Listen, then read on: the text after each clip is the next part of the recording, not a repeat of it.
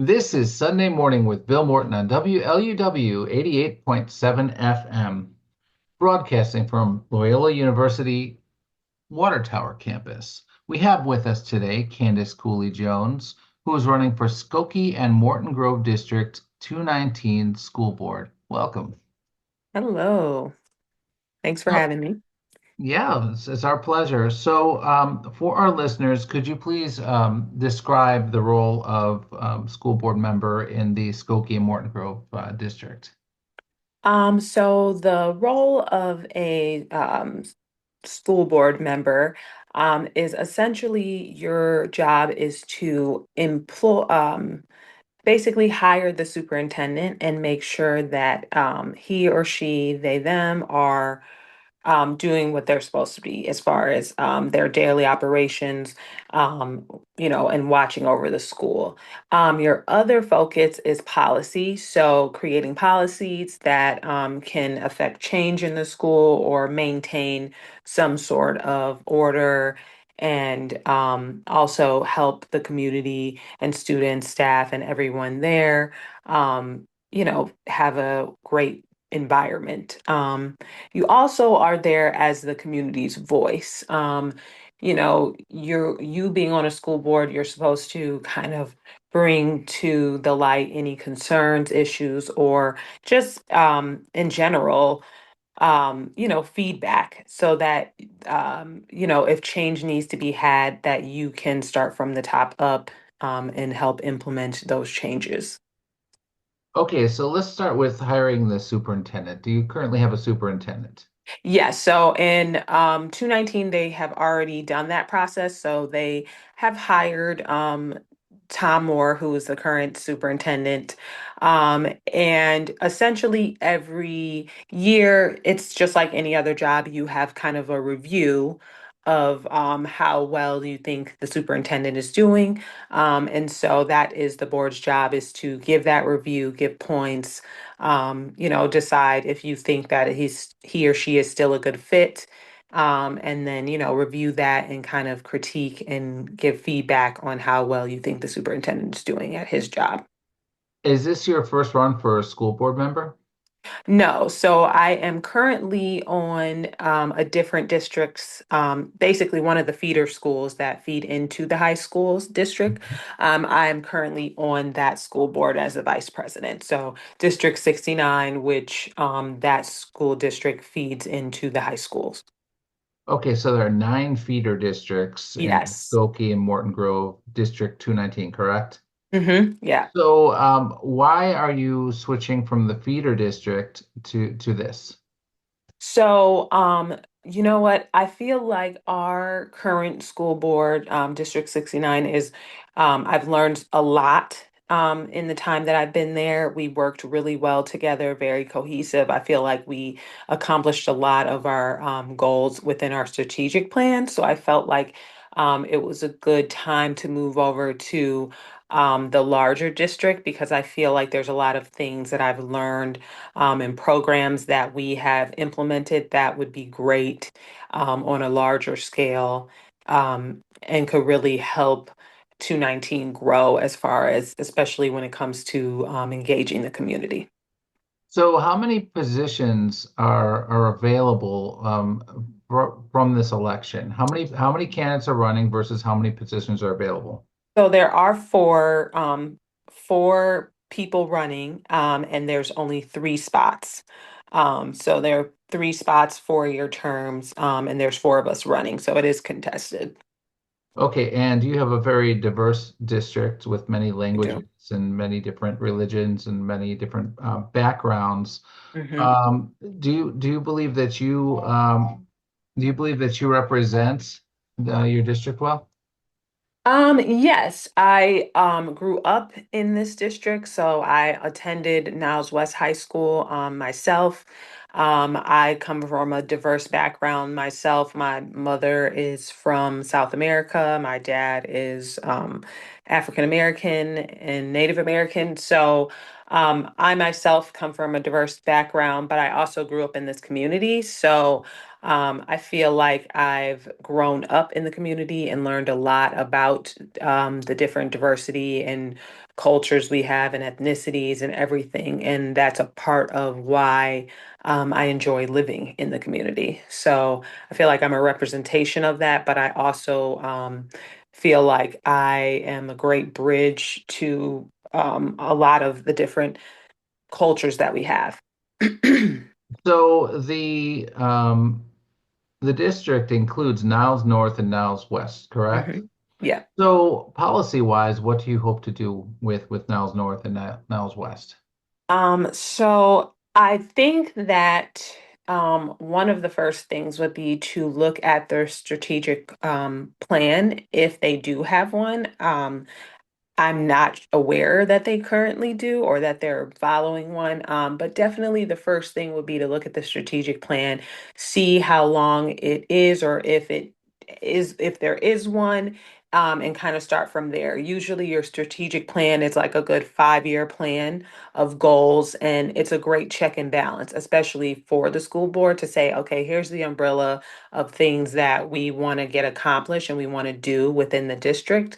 And then your superintendent takes that and implements it and decides, okay, how are we going to do these X, Y, and Z? So that would be the first thing that I would like to look at is if there is a strategic plan, how well we're doing it. Are we checking, and balancing it? And if not, creating a strategic plan so that we all are aware of what the goals are. And then we're going to refer to that basically every year, every, quarter, more or less, to look at it to see how we're doing at like meeting those goals. So you hope to create this strategic plan. Mhm. Are you aware of any deficiencies currently? I think one big area of improvement is communication. I have a student in the district who, my daughter attends Niles West, and I feel like there could be better communication and transparency. There's a lot of things that need to be communicated or that people in the community, not just parents, but just all of the community. So even taxpayers, whoever, are unaware of. And I feel like that community is looking to engage and want to know what's going on at the district. And a lot of that information is not shared, and it's also not shared necessarily in every language. And we have so many languages. I think that's something that would be a priority to make sure that everybody has access to the information in any method and form that they could. Do the teachers and staff, in your opinion, represent the diversity of the students? They don't. I think that's another thing that could be improved with the district is, trying to hire and retain staff of all the different backgrounds that represent the student body. I think there's a lot of ways that we could do that, but it's definitely twofold. You have to first recruit and, get these people to come in the door, and then also keeping them there. So that is making sure that you have a culture within these schools that will, um, retain all of these, you know, beautiful, diverse staff that we want our kids to see every day. So it's a hard task to recruit, but also I feel like we could start from just looking within our own community of people and help forge, growing that, returning students that have already been in our district, or even simple things like growing your own. Maybe there's paras who are interested in being teachers or counselors and helping forge, their education so that they could do that and then they can stay within the same district. So I think there's a lot of opportunity for that. Are there enough positions if you were going to be a part of the catalyst to hire teachers that represent the diversity? Are there enough positions available, or will you have to cut some positions to make the staff and teaching more diverse? I don't think we would have to cut people at all. I think there's enough room and space in growth, that those positions could be filled organically. Teaching is competitive when it comes to like salaries and things like that. So, you will have some turnover, or you have, just life, different things, people retiring, or maybe they decided to not return because they had a child. So that organic turnover, those are positions that could possibly and hopefully be filled with diverse candidates, but you got to make sure you're looking for it. Okay. And then as for policy, are you looking to change anything else? I mean, for the most part, I feel like the current board is doing a good job as far as actually implementing new policies and really looking at what the policies are currently. I definitely think I for sure would want to look over all of the current policies and see where there's room for growth, and maybe even establish some that have to do with processes like, the operations portion. Like, how do you, maybe how if you are wanting to get rid of a teacher, or you're wanting to, if there's a disciplinary thing, what are those steps and how are they done? And make sure that they're cohesive and always the same so it's very fair for everybody there. So you're not currently on the board for District 219, this Correct. became Morton Grove District 219. You're running for it. Do you, for transparency's sake, at the very least, or education's sake, or for research sake for the job position, um, is this information available to you and everybody? Yes.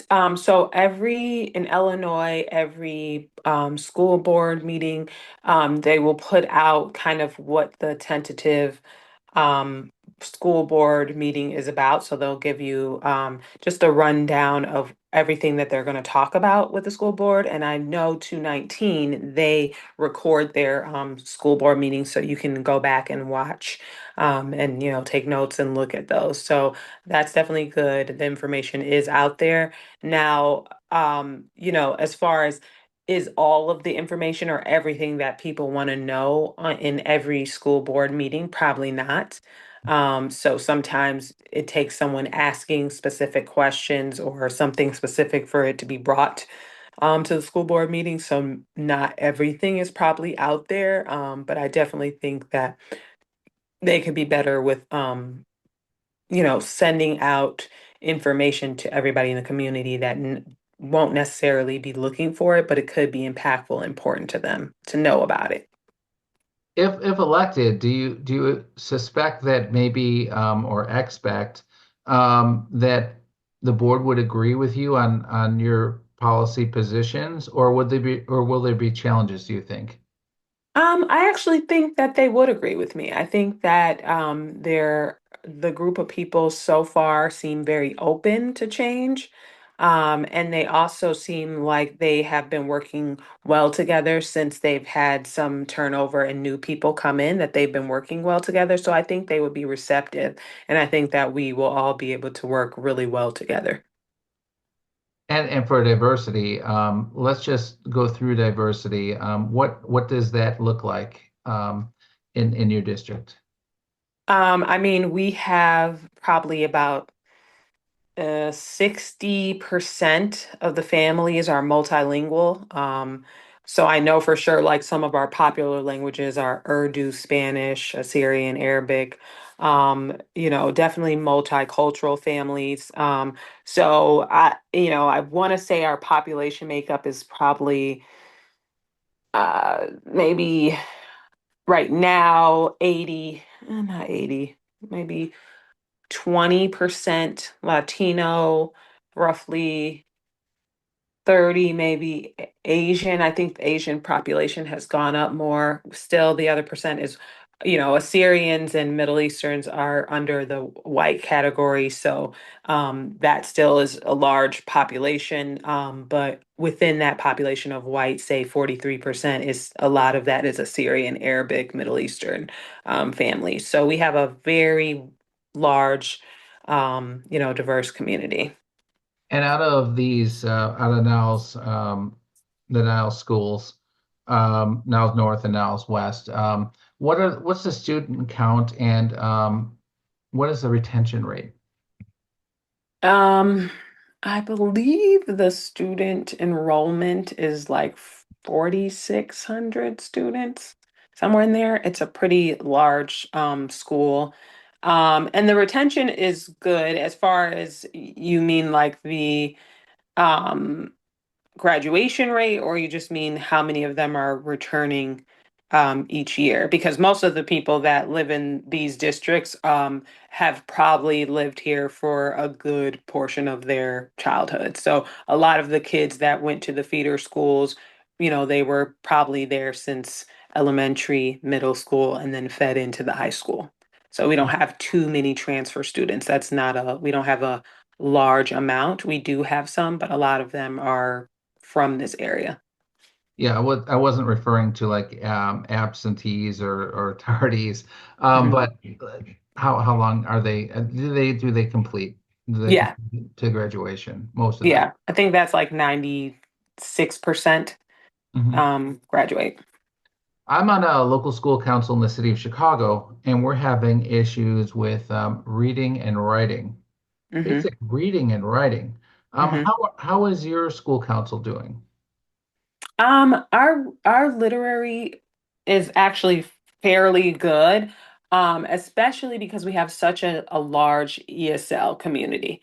So our scores as far as like literacy and writing are going to be a little bit skewed, but because a good majority of our teachers and staff have their ELL and ESL endorsements, that's very helpful, especially in this district where we know a lot of these people, their second language is English. It's not their first. So I'd say within those parameters that our reading and writing is very good. If anything, I'd say our math is probably the one that people are looking at more closely now, at those scores and seeing how we can improve the curriculum to improve that. Has the threat of ICE and deportations um, caused students to not show up for class or disrupted studies and learning? Yeah, so far, it's been pretty good. I believe that a lot of the community is aware of that and have been really good of rallying around and giving, any sort of resources and advice to all of the families. So I think for the most part, day to day has been pretty much the same. Everybody still feels safe and feels like the school will protect them. So they've been attending school and it hasn't really been an issue. Okay, let's move on to the budget. Hmm. How is the budget? From what I've heard, it's doing well. But in your viewpoint, how is it doing, and what does it cover? So I know for sure the budget is well, they haven't been over budget in, a very long time. And, you know, they have an abundance of money, just to put it lightly. There is plenty of money. So, when it comes to finances at the school, everything is pretty good with that. There's not been a lot of overspending. They're definitely not, there's not debt or negative. They haven't been, there hasn't been any issues when it comes to the budget and money currently. So it's going well. We pay a lot per pupil, per student in taxes in general in this area. So everyone is well funded.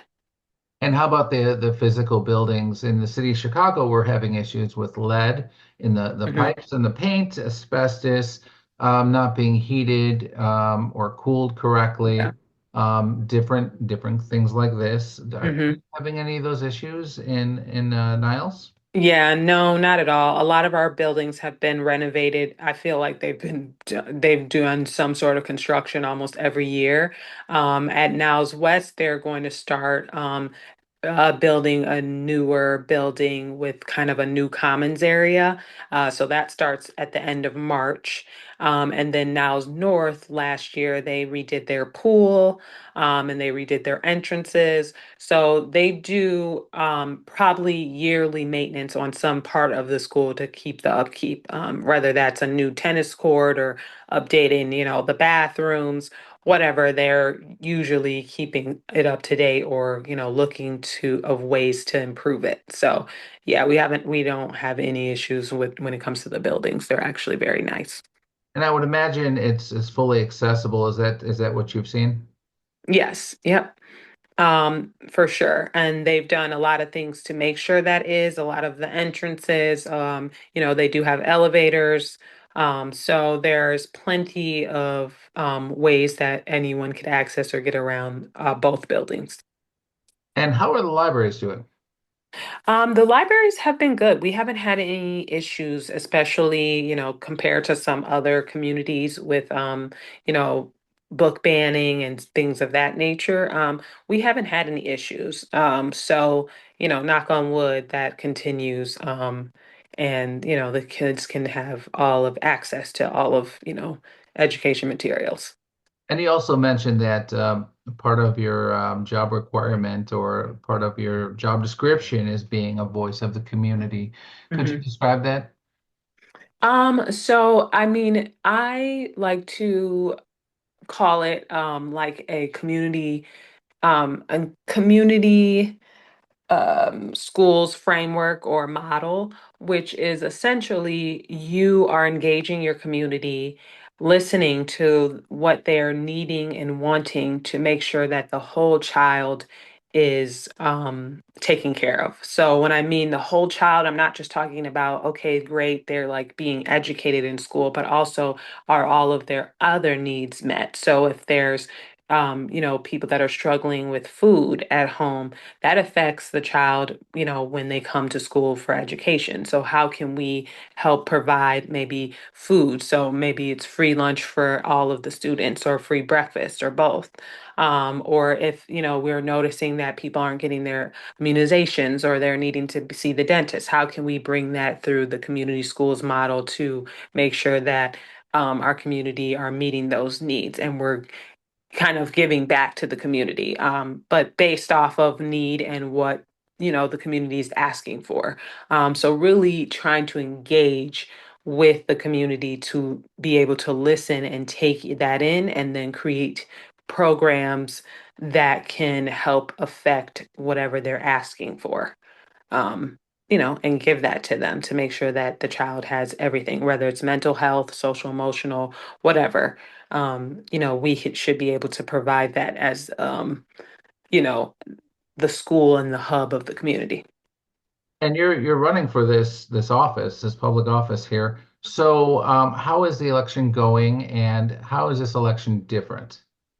I think this election is going well. I feel like this election is not so contentious as the past election was. I think for this election, it's going to be just making sure that everyone actually goes out and vote. A lot of people forget about this, the April 1 election, and they don't actually go and vote. So I think it's been great. We've done a lot of meet and greets. We've met with a lot of people. We've made sure people are aware that there is an election. So I think it's just making sure we keep pushing people to actually go and vote for this election. So the push is the GOTV, the get out the vote. Mhm. Have you done anything in particular different than last time? Because I believe last time might have been during the pandemic. Yeah. So what's how is that play? So yes, that was much harder because pretty much everything was Zoom. And then, you couldn't really door knock. You couldn't really have events in person. So for this time, definitely we've had events at least weekly at people's homes. So, or just event spaces. So definitely that's much different is actually being in person with people, actually doing a little bit of door knocking, going to other people's events that they're hosting, where you can meet people and just really getting outside. That's a huge difference between COVID. You really had a rigid way of reaching people, and not as effective. So this time around, you're able to really get a lot of face-to-face time with people. So that's actually fun and exciting. So Well, thank you so much, Candice Cooley-Jones running for Skokie and Morton Grove District 219 School Board. I appreciate you coming out here. This is Sunday Morning with Bill Morton on WLUW 88.7 FM, broadcasting from Loyola University Chicago Water Tower campus.